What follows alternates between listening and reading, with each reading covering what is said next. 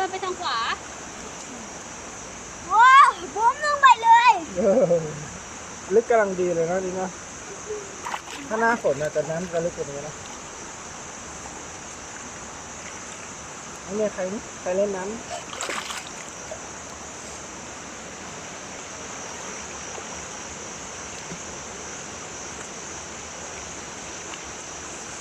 ยังเนี่ย หนาวดิลงไปได้ไงวะโคตรหนาวเลยต้องขึ้นไปพักบ้างนะให้ร่างกายมันแบบว่าให้รับความอบอุ่นนี่ลงสำรวจนี่ทางนี้มีแรงเลย